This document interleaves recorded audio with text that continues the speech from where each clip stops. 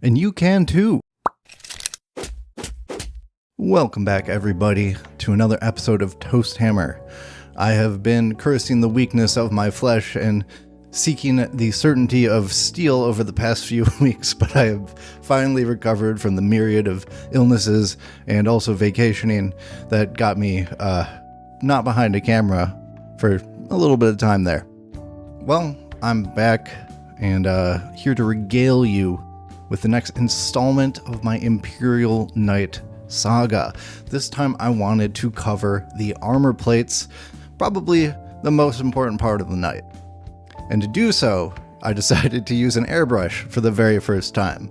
I've been super intimidated by using it. I literally got this airbrush, I think, 2 years ago, and I'm just now trying it for the first time. So of course, I had to try it on my biggest, most expensive model yet.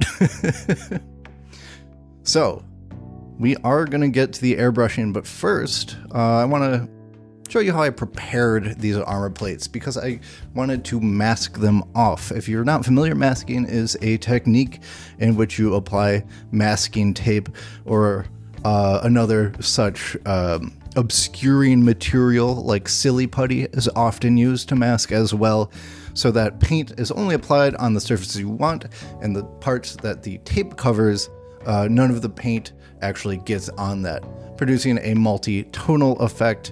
And if you do it right, you can get some really crisp lines and transitions between those areas. So I applied some masking tape to basically do a split pattern, half and half, for most of it, and then I got a little bit fancy applying some detailing masking tape, slightly different and more flexible, composure, to then add some stripes to the large shoulder pads. And then it was time to pull out the airbrush. Now, if you're new to airbrushing, well, I recommend go watching Squidmar's Ultimate Guide. This is not going to go into as much depth as that one is, but it is super, super helpful, and I watched it many times before embarking on this journey. And one thing that I would personally recommend that everybody who's a little bit scared of airbrushing to do is to disassemble and reassemble your airbrush before actually taking it out for a spin. For me, this did a lot to demystify the airbrush and really look at its mechanical components and understand with a lot more depth what is actually happening when you use an airbrush versus looking at it as just some sort of mystical tool that shoots paint at miniatures. So it doesn't take too long to do. It should only take about 5 minutes to take apart, 5 minutes to put it back together, but the peace of mind it assures is very worth it. The next thing I did was mix up some paint, Vallejo black primer and airbrush thinner. I went for a ratio that was a little bit under 50% paint to thinner, about 48 to 52. I put like a couple of extra drops of thinner in there. My thinking was that if it's primer, it's probably a little bit of a thicker consistency than normal paint, and I just wanted to hedge my bets there. It also isn't the most important paint to apply with a strong coat, so I didn't mind it being a little bit thinner.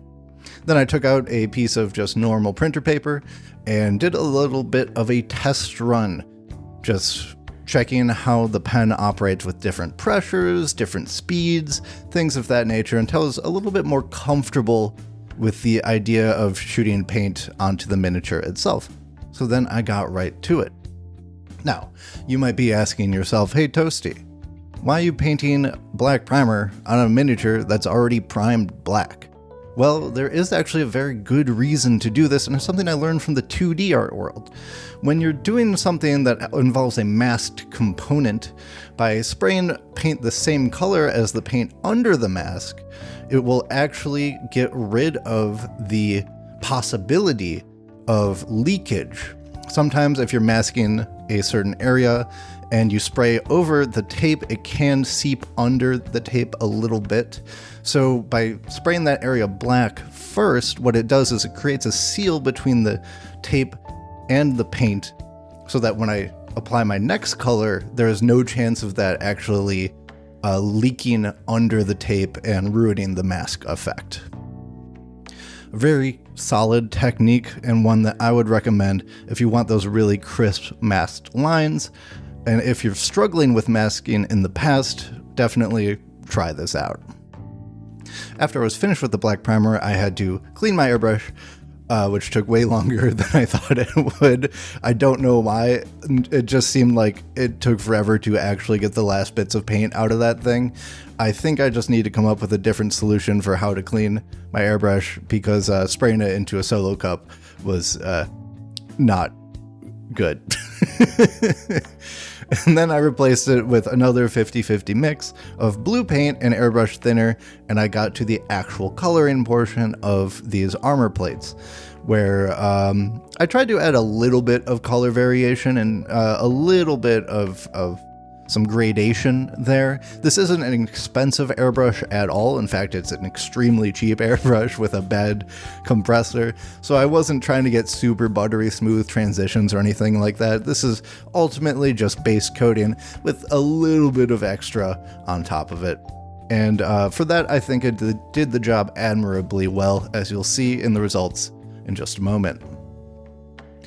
After that was done, and another prolonged cleaning session trying to get the blue paint, which seemed even harder to get out than the black primer, I let it dry to at least, it was at least touch dry, not fully cured yet, and then I removed the masking tape. And well, you can see, that's some pretty clean stuff. There were a couple of parts where the tape wasn't laid completely precisely that I'll have to touch up a little bit later, but that's not an issue. Speaking of later, well, I'm trying to get this night done by the end of the year, and there's going to be a lot of off-camera work, I think, to get to the finish line. Mostly boring things like picking out the non-metallic details in the metal frame, doing the trim around the armor plates, things like that. Stuff that is essentially just base coating, but in the next night video, I hope to get to the really fun stuff. Freehanding, transfers, weathering, hopefully basing, and by the end of it, I'll have a finished Imperial Knight, and I will have succeeded in my goal for 2024 to finally paint this godforsaken model. But if you found my saga into airbrushing at all useful, please give me a like. It really helps the channel out, and share your woes about your airbrush experiences in the comments below. If you want to continue to see my progress on this Imperial Knight, make sure you hit the subscribe button so you don't miss a single video. And come hang out in the Discord. We got a little bit of a community going there. We got some lore discussions happening. We have some hobby tips being swapped. It's really just like a nice, fun place to be. A lot of people are talking about Trench Crusade there right now, including myself, and there might be a video on that in the not too distant future. So stay tuned if you want to hear some more about Trench Crusade. And until next time, peace.